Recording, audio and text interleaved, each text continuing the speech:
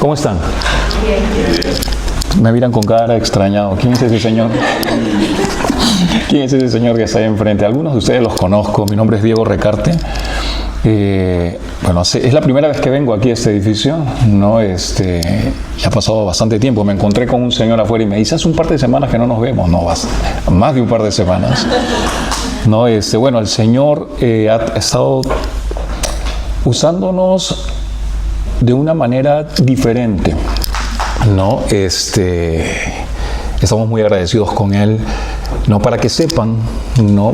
Más o menos de dónde venimos. Mi esposa, mis hijas están ahí atrás. Nosotros somos de Perú, ¿no? Tenemos más o menos 9 años viviendo aquí en los Estados Unidos. Empezamos en Calvary Chapel cuando yo tenía 16 añitos, tengo 44 ahora, ¿no? Hemos trabajado y he servido en Calvary Chapel por más de 20 años, ¿no?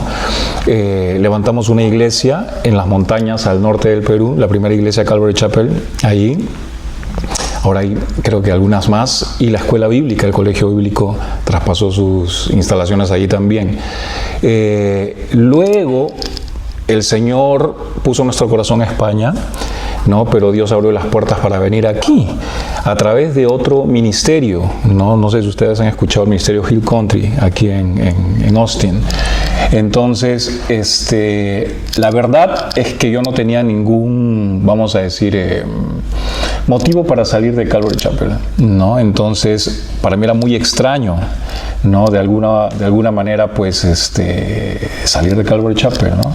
Entonces hablé con algunos amigos míos, ¿no? Amigos de confianza, pastores, y nunca voy a olvidar que me dijeron, hey, ¿tú de quién eres?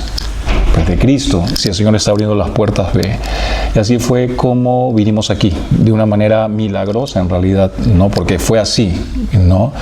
Hoy en día somos ciudadanos americanos, no sé cómo, porque ni siquiera lo hemos pedido nosotros. ¿Cómo llegamos aquí? Cuando estaba en el consulado me dijeron, ¿cuál es tu libro y versículo favorito de la Biblia? Bienvenido a los Estados Unidos. Así fue, ¿no? Entonces Dios ha abierto las puertas de una manera asombrosa, ¿no? Muchas veces me he preguntado por qué y para qué. Pues Dios tiene sus propósitos, ¿no? Y lo hemos visto durante todo este tiempo. Hoy en día, bueno, para hacer rápida la historia, levantamos una iglesia aquí, ¿no? Unity, ¿no? La iglesia. Ellos venían de nuestra iglesia, por eso los conozco. Pero el Señor, bueno, pasaron cosas en el camino, la pandemia y demás, ¿no? Entonces tuvimos que cerrar la iglesia. Lo que fue durísimo. Espero que para los demás también, para mí, durísimo, ¿no? Como pastor. Pasé por una etapa muy difícil, ¿no? Pero Dios, de nuevo, sabe, ¿no? Entonces, lo único que le he pedido a Dios toda la vida es, Dios mío, no me permitas que esté yo de brazos cruzados. Y así ha sido. Cada vez que le pido eso, a veces le tengo que pedir, Señor, ya para un ratito. Porque no ha habido día en que Dios no me haya permitido servir, ¿no? Y enseñar. Ya no sé de dónde vengo. Estuve en Guatemala enseñando en la escuela bíblica de Calvary Chapel allí, ¿no? Luego de eso tuve que viajar a Perú, por un tiempo difícil. Mi papá falleció hace unas semanas atrás. El Señor me permitió enseñar y compartir con mi familia, ¿no? Luego de eso regresé a Texas, lavé mi ropa, metí en mi maleta mi ropa y me fui a Colombia porque tenía que enseñar y cerrar una conferencia ahí en Cali. Y hace unos días acabo de llegar, ¿no? Y he estado enseñando, ¿no? El Señor a veces, de nuevo, ¿no? Trabaja así en nosotros, de una manera que nosotros muchas veces no esperamos, ¿no? El Señor me ha permitido compartir en diferentes iglesias aquí, en diferentes lugares, en diferentes países, ¿no? Entonces les pido sus oraciones, porque ahorita estoy aquí, pero mi cuerpo está así. Necesito fuerza, necesito fortaleza, ¿no? Una vez más, qué bueno verlos, ¿no? Qué bueno ver caras nuevas también. Se extrañan algunas caras que no veo. Espero que vengan pronto, ¿no? Que el Señor esté tratando con ellos. Muy bien. Mi corazón para las misiones se abrió en la organización Wycliffe, donde trabajé ahí por 2 años. Ellos son lingüistas, traducen la Biblia a diferentes idiomas, dialectos, ¿no? Y mi corazón para las misiones se abrió allí. Y hoy en día hemos empezado un ministerio que se llama Unity Mission Network, ¿no? Entonces lo que hacemos nosotros es conectar, lo que hacemos nosotros es ver las necesidades de otras iglesias, ¿no? y ponerlas, vamos a decir, en una ventana en donde otras personas puedan ver esas necesidades. Yo los quiero animar, ¿no? Yo sé cómo se extraña el servir y salir a las calles y compartir y predicar. Es algo que acabo de disfrutar hace poco, ¿no? Entonces quiero animarles a ustedes, ¿no? Y decirles que no permitan que de alguna u otra manera los afanes de la vida, ¿no? Se lleven ese gozo en ustedes, ¿no? Porque muchas veces los afanes de la vida quieren arrancarnos ese gozo. Vivimos en un país en donde hay muchísimo activismo, en donde uno requiere muchas veces 2, 3 trabajos y nos olvidamos del llamado que el Señor ha puesto en nosotros, ¿no? Si nos ponemos a recapitular y pensamos cómo éramos nosotros quizá años atrás o no lo sé, ¿no? Podemos pensar y decir, ¿qué pasó? ¿Dónde quedó mi llamado? ¿No? ¿Dónde quedó ese gozo? ¿Dónde quedó esa pasión, esa motivación que tenía? ¿No? Y es fácil, ¿no? De alguna u otra manera darnos cuenta si hoy en día estamos viviendo un desliz, ¿no? Siempre lo he dicho en la iglesia, ¿no? Si antes teníamos más ganas de servir al Señor y ahora no, estamos viviendo un desliz. Si antes teníamos más ganas de leer la Biblia y ahora no, estamos viviendo un desliz. Si antes teníamos más ganas de servir y ahora no, estamos viviendo un desliz. Y nos hemos vuelto cristianos de domingo nada más. Estamos viviendo un desliz. ¿Qué estamos haciendo nosotros fuera de estas instalaciones como hijos de Dios y como siervos de Dios? ¿Qué estamos haciendo? ¿No? Entonces necesitamos pensar en todas esas cosas. El tiempo es corto. Ninguno de nosotros sabe qué va a suceder mañana, ¿verdad? Ninguno de nosotros sabe eso, ¿verdad? El tiempo es corto. Es corto. Necesitamos aprender a amar a nuestro Dios. Necesitamos aprender a buscarlo, ¿no? Pongámonos a pensar en todas esas cosas. Es importante, porque a veces todas esas cosas las dejamos atrás y venimos a la iglesia solamente a llenarnos, a tomar. Venimos a la iglesia como tipo cuando te duele la cabeza y te tomas una pastilla, ¿no? Para que te pase el dolor, pero luego más adelante te sigue doliendo. Entonces venimos a la iglesia a tomarnos una pastillita. La pastillita de la semana, así vamos a ponerle, ¿no? La pastillita de la semana, para que nos pase un poquito la migraña, el dolor que sentimos aquí en el corazón, ¿no? Ese dolor y ese vacío que muchas veces queremos llenar con cosas que no sirven, ¿no? Entonces, pensemos en eso. Eso es importante. ¿Dónde están los Nehemías? ¿Dónde están los Pablos? ¿Dónde están los Isaías? ¿Dónde están esos hombres? ¿Dónde están esa Esther, Ruth? ¿Dónde están? Nos hemos vuelto una iglesia tan, no sé, boba, lenta, ¿no? Necesitamos buscar al Señor. Necesitamos, pedirle que cambie todo eso en nosotros. Vamos a ir al libro de Ageo, por favor. Libro de Ageo.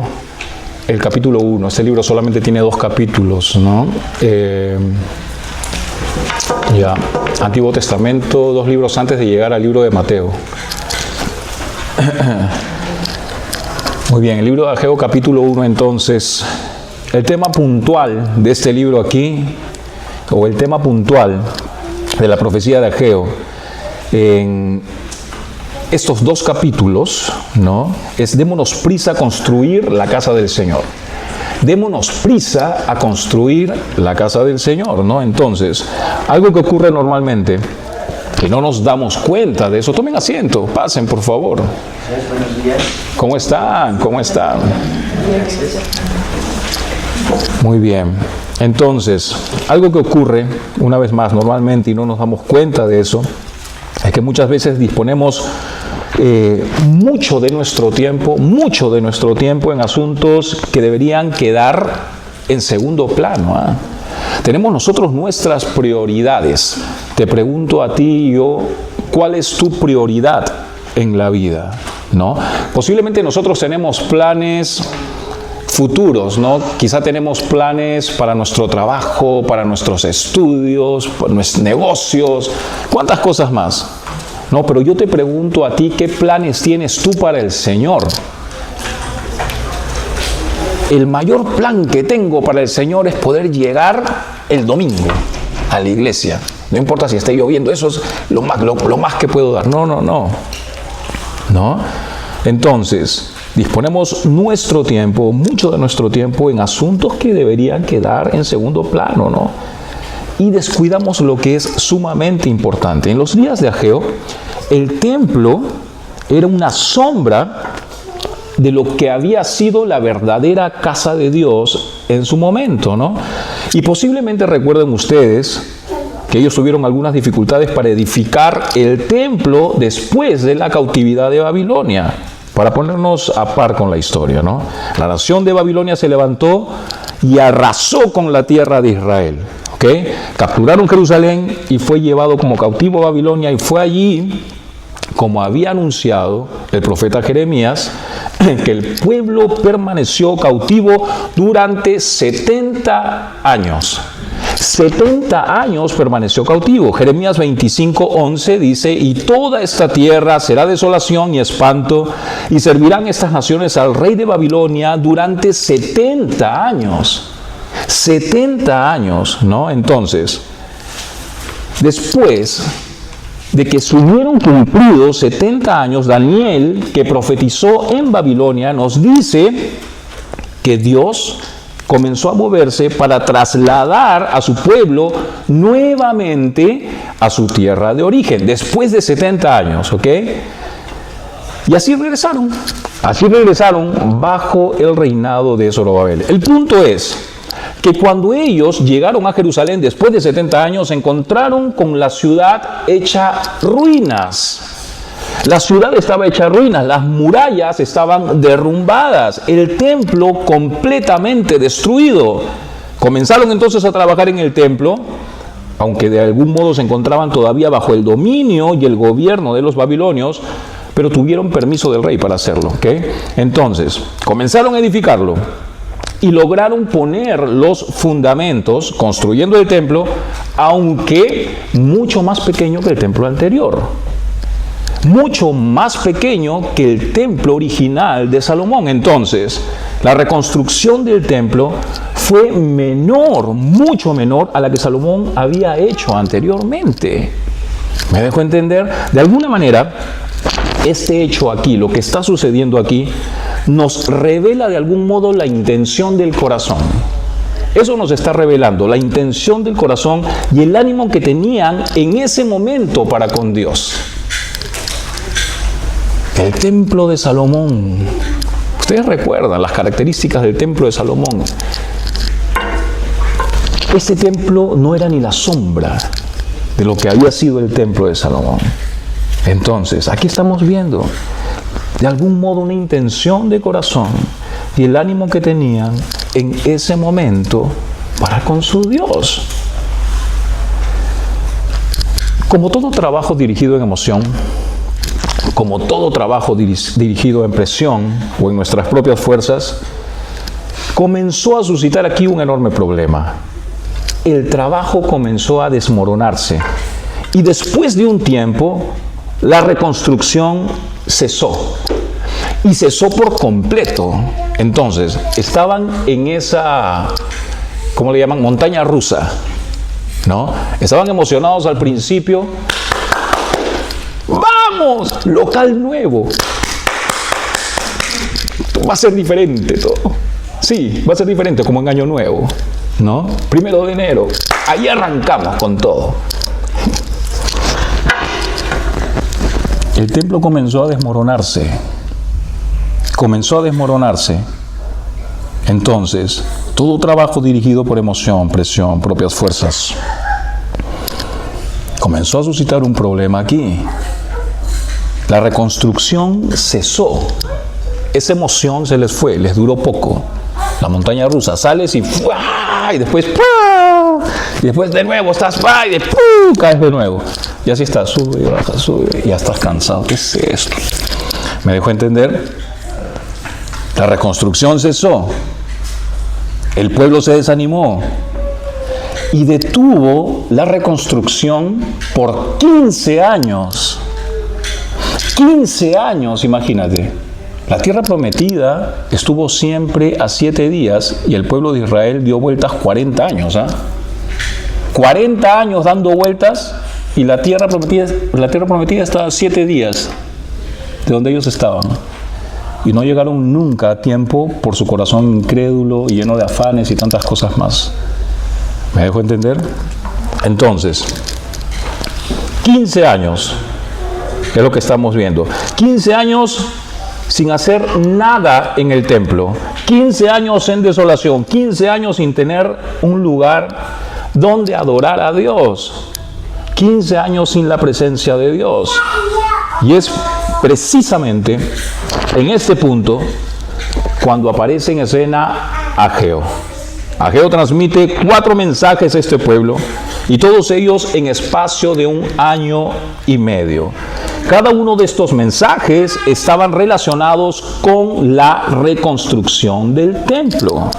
Todos estos mensajes. Ustedes aquí, no se distraigan, no se distraigan. Ustedes no tienen idea de dónde yo he predicado, en la calle, con vacas, ovejas. Ustedes no se distraigan. Ustedes acá. 4 mensajes entonces que revelan la excusa que el pueblo puso para no trabajar en el templo. Ageo entonces, versículo 1 en adelante, vamos a ver la exhortación a edificar el templo. Dice versículo 1, en el año 2 del rey Darío, en el mes 6, en el primer día del mes, vino palabra de Jehová por medio del profeta Ageo a Zorobabel, hijo de Salatiel, gobernador de Judá, y a Josué, hijo de Josadac, sumo sacerdote, diciendo, así dice, ha hablado Jehová de los ejércitos, diciendo, este pueblo dice, no ha llegado aún el tiempo de que la casa de Jehová sea reedificada. Mira lo que dice. Tenemos que notar algo aquí. Que la profecía fue dirigida al gobernador civil y a los dirigentes religiosos, Josué y Zorobabel. Lo estamos leyendo aquí, ¿no? En el versículo 2, el profeta revela la excusa que dio el pueblo por dejar el templo abandonado por 15 años o durante 15 años. Estaban diciendo, es que no ha llegado el tiempo todavía. Eso es lo que estaban diciendo. Todavía no ha llegado el tiempo, ¿no? No estamos listos aún, ya llegará. No estamos listos aún. Esa fue su excusa. Luego vemos la respuesta de Dios en los siguientes versículos. Versículos 3 en adelante. Entonces vino palabra de Jehová por medio del profeta Ageo, dice, diciendo, es para vosotros tiempo, dice, para vosotros de habitar en vuestras casas artesonadas, y esta casa está desierta. Mira, es tiempo para que ustedes habiten en sus casas preciosas, en sus barrios maquetas, ¿no? Con sus buenos negocios, su buen dinero en el banco, ahí está su seguridad. ¿Y esta casa qué? Nosotros somos el templo del Espíritu de Dios, Nosotros somos el templo del Espíritu Santo. ¿Es que vivimos acaso en casas artesonadas y nosotros estamos hechos miseria? Dice, pues así ha dicho Jehová de los ejércitos, meditad bien sobre vuestros caminos, dice. En otras palabras, Dios dice, ¿acaso el problema consiste en que crean que aún no ha llegado el momento de que yo obre? Pues es sorprendente que piensen que es hora de que les ayude a construir sus casas. ¿Y qué pasa con la mía?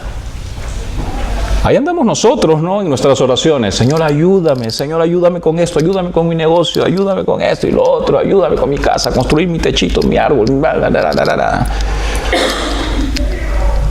¿Y qué pasa con nosotros? El Señor te va a decir, espérate, me estás pidiendo que te ayude con eso, pero ¿qué pasa contigo?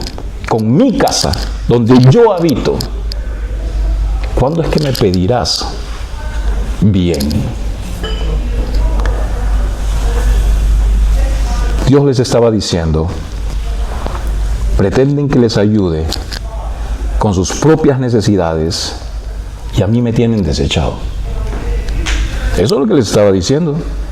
Yo les estaba haciendo ver, de manera un tanto irónica incluso, que el verdadero motivo por el cual habían demorado la obra de Dios era porque estaban totalmente sumidos en sus propios asuntos. Habían dejado las cosas de Dios en un segundo lugar, colocando primero sus propias necesidades. Sigamos leyendo versículo 6. Sembráis mucho, dice, y recogéis poco. Coméis y no os saciáis. Bebéis y no os quedáis satisfechos.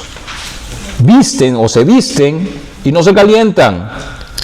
Y el que trabaja jornal recibe su jornal en saco roto, dice. Varias veces he mencionado esto, ¿no te ha pasado a ti? Ya, por fin, quincena, fin de mes. Hoy no está. ¿A dónde se fue? ¿Me dejo entender? Eso es recibir en saco roto. ¿Dónde se fue? ¿Dónde se fue mi dinero? Pues piensa en retrospectiva. ¿Qué estás pagando?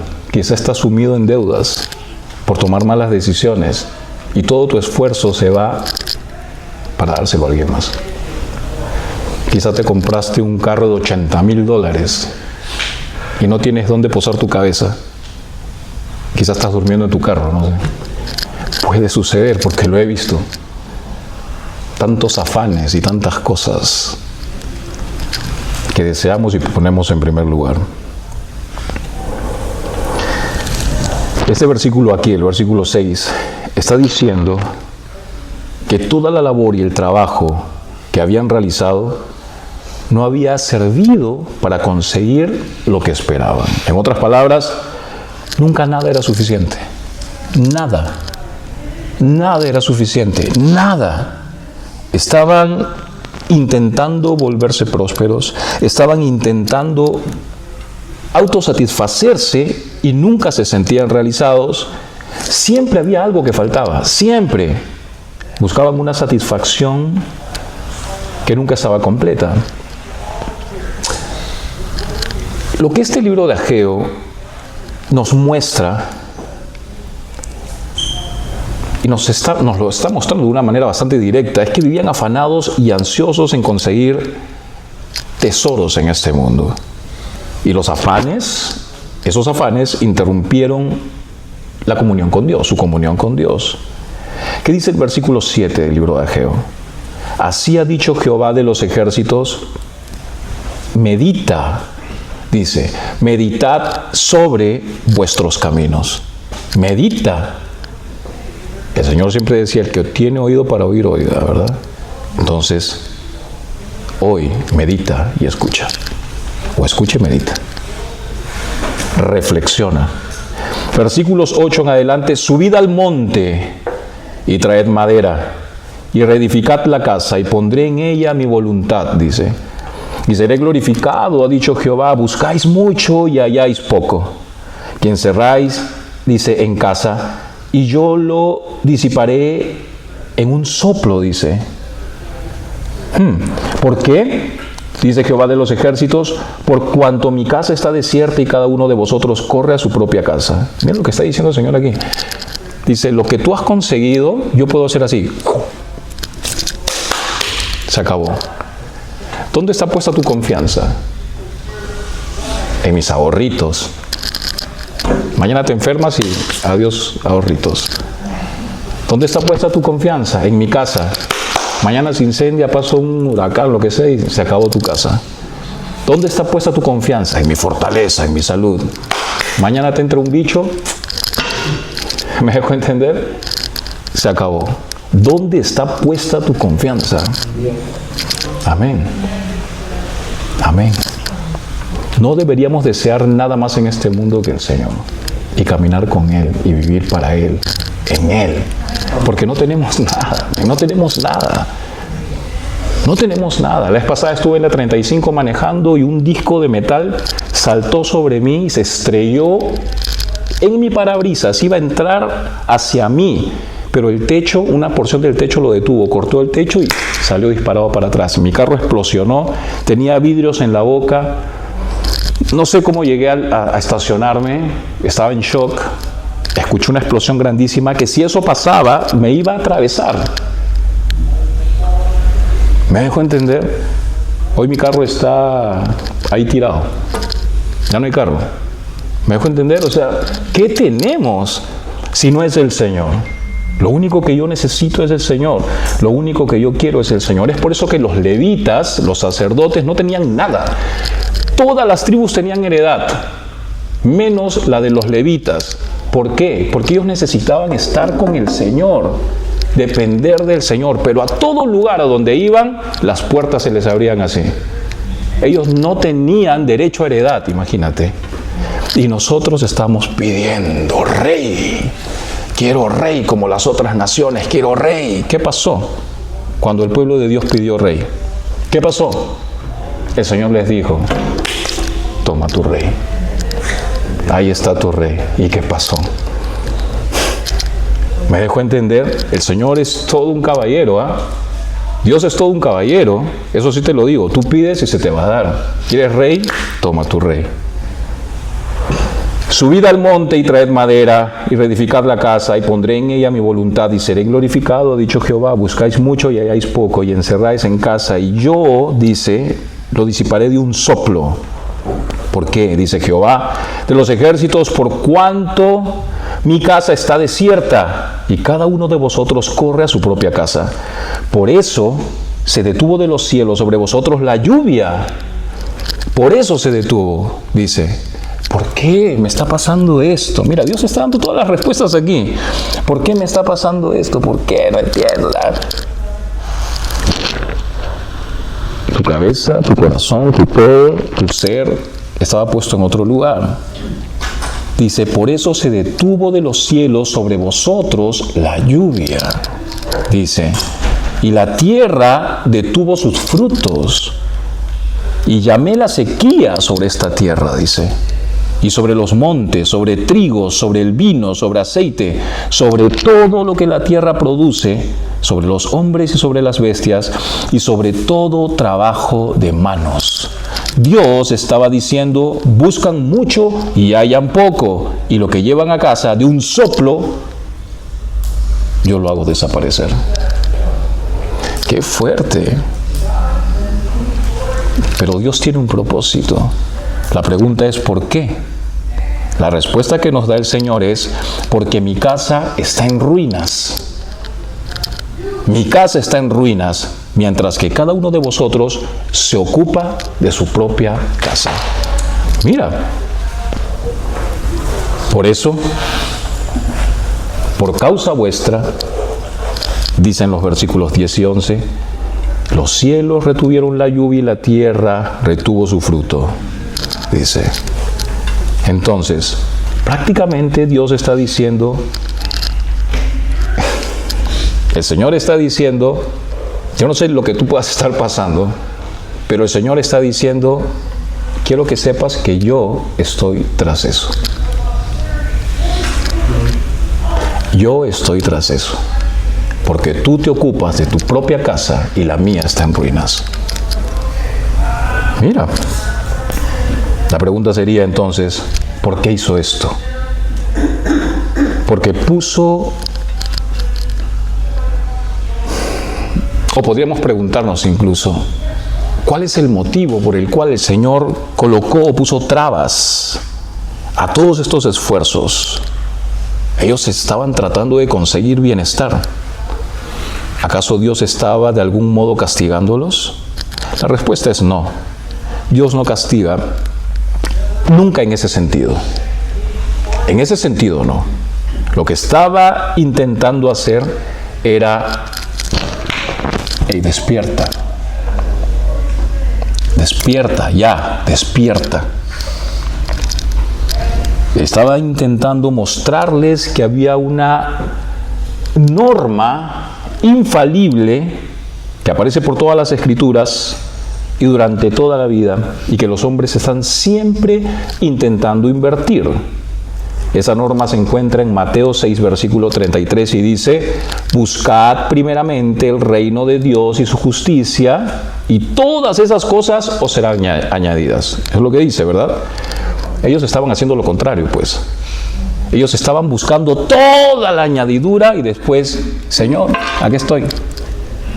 Son los domingos 11 y aquí estoy, por si acaso. Así no funciona. Estaban haciendo las cosas al revés. Recordemos que estamos aquí para avanzar su causa y sus intereses. Estamos aquí para edificar la casa de Dios. Así que aquellas personas que tienen problemas existenciales, ¿de dónde vengo? ¿Por qué estoy aquí? ¿Cuál es el propósito en mi vida? ¿A dónde voy? Dicen algunos, ¿no? ¿De dónde vienes? ¿De dónde vienes? De Dios. ¿No vienes de Dios? ¿Para qué estás aquí? Para hacer la voluntad de Dios. ¿Y a dónde vas? A Dios. Ya está. Resuelto. ¿Me dejo entender? Versículo 12. Y oyó Zorobabel, hijo de Salatiel, y Josué, hijo de Josadac, sumo sacerdote, y todo el resto del pueblo, la voz de Jehová su Dios y las palabras del profeta Ageo, como le había enviado Jehová su Dios. Y terminó el pueblo delante de Jehová. Entonces Ageo dice, enviado de Jehová, habló por mandato de Jehová al pueblo diciendo: yo estoy con vosotros, dice Jehová. Y desportó Jehová el espíritu de Zorobabel, hijo de Salatiel, gobernador de Judá, y el espíritu de Josué, hijo de Josadac, sumo sacerdote, y el espíritu de todo el resto del pueblo, y vinieron y trabajaron en la casa de Jehová de los ejércitos su Dios, en el día 24 del mes sexto, en el segundo año del rey Darío. Entonces, mira lo que estamos viendo aquí. Fueron obedientes ya, por fin, al instante. Una palabra que es imprescindible en la vida del creyente, ¿no? Disposición. Esa palabra necesitamos tenerla con nosotros, igual que la disciplina también. Eso es muy importante. Si no hay disciplina, necesitamos disciplina, ¿no? Versículos 12 y 15, Zorobabel, hijo de Salatiel, el sumo sacerdote Josué, hijo de Josadac, y todo el remanente del pueblo escucharon la voz de Jehová su Dios y las palabras del profeta Ageo, como lo había enviado Jehová su Dios, y el pueblo temió ante la presencia de Jehová. Entonces Ageo, mensajero de Jehová, habló al pueblo con el mensaje de Jehová, diciendo: yo estoy con vosotros, dice Jehová. Y Jehová despertó el espíritu de Zorobabel, hijo de Salatiel, gobernador de Judá, el espíritu de Josué, hijo de Josadac, sumo sacerdote, y ellos acudieron y emprendieron la obra de la casa de Jehová de los ejércitos su Dios, en el día 24 del mes sexto del segundo año del rey Darío. Algo que debemos saber entonces es que la restauración de la casa de Dios es siempre la primera cosa que debemos hacer para regresar a los caminos de Dios. ¿Ok? Luego viene la construcción de las murallas, ¿no? Como lo vemos en el libro de Nehemías. Lee el libro de Nehemías, es mi libro favorito, ¿no? Este libro de Nehemías de algún modo nos enseña o cubre la necesidad de seguridad y de fortaleza, que es otra cosa distinta. Eso nos enseña el libro de Nehemías. Aquí este libro nos está enseñando, es tiempo de reconstruir, ¿ok?, el templo. Entonces, no hagamos las cosas al revés. Recuerda, la obra le pertenece a Dios. Entrégasela, ¿ok? Tu vida es de Dios. Entrégasela. Tus cargas, Él quiere llevarlas. Entrégaselas, ¿no? Una de las historias más emocionantes, ya vamos a terminar, de la participación del Espíritu Santo, es la de la misión Estrella Solitaria en la India, ¿no? Luego de 15 años de obra, trabajo, sacrificio, solamente se habían ganado 10 conversos. 15 años y 10 conversos. Eso sucedió en el año 1853. Así que la Unión Misionera Bautista decidió cerrar la obra. 10 conversos. Yo tenía un amigo en Marruecos que tenía como 17 años y tenía creo que 6 personas. La Unión Misionera entonces decidió cerrar la obra, ¿no? El concilio se unió y decidieron escribir una carta a dicha iglesia para entregarles esta noticia mala. Sin embargo, el asunto era ahora encontrar a alguien capaz de llevar la noticia a esa pequeña iglesia de 10 miembros, ¿no? Diciéndoles: o hablándoles acerca de este infortunio, ¿no? Así que entre ellos fue elegido un hombre que se llamaba Samuel Smith, quien no pudo dormir toda la noche, sabiendo que tenía que preparar una carta para decirles: la iglesia tiene que cerrar. Y fue en algún momento de la noche que comenzó a escribir, y esto fue lo que escribió. Escucha. Sigue brillando, dice, estrella solitaria. Tu brillo radiante se difundirá sobre todo el cielo oriental. La mañana rompe deprisa de la tristeza y la noche. Sigue brillando, estrella solitaria. Yo no disminuiré la luz que brilla con un rayo dudoso en la estrella solitaria de Belén. Dice: condujo a un día brillante y glorioso. Sigue brillando, estrella solitaria, en angustia y en lágrimas, y dificultades tristes con frecuencia bautizadas. Sigue brillando, estrella solitaria, quien alza una mano para lanzar a tierra una gema tan brillante. Una nueva, pléyade perdida del grupo, dice, que brilla en la diadema de la noche. Sigue brillando, estrella solitaria. Se acercan los días cuando nadie brillará más que tú. Tú, nacida y contemplada con dudas y temor, dice, os reuniréis sobre el ceño de Manuel. Sigue brillando, estrella solitaria, hasta que se redima la tierra, y en el polvo verá caer sus ídolos. Y miles donde tu radiación brilló, coronarán al Señor, Salvador de todos. Así que en la mañana le pidieron la presentación de la carta que enviaría esta pequeña iglesia de 10 miembros, ¿no? Y este hombre presentó este poema, La estrella solitaria, ¿no? El corazón de todos fue conmovido en ese momento y se abrió una pequeña luz, porque eso es lo que muchas veces necesitamos, ¿eh? Solo una pequeña luz de esperanza, pequeña. Y el Espíritu Santo comenzó a tomar acción. En un solo día se realizaron 2.222 bautizos, y 30 años después, la iglesia de 10 personas se convirtió en una iglesia de 15.000 personas, convirtiéndose en la iglesia bautista más numerosa del mundo, ¿no? Ahora, con esto no estoy diciendo que esto vaya a sucederte a ti, o que esto vaya a suceder con alguna iglesia en específico, porque nosotros no buscamos números, buscamos glorificar a Dios, ¿verdad?